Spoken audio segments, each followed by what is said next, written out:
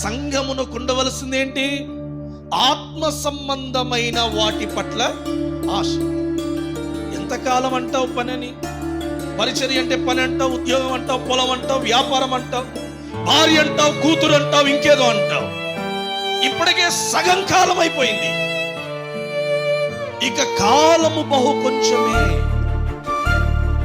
ఇప్పటి వరకు వ్యర్థమైపోయిన టైం ఎలాగూ వ్యర్థమైపోయింది, ఇక మనం ఉంటున్న కాలము చాలా కొంచెమే.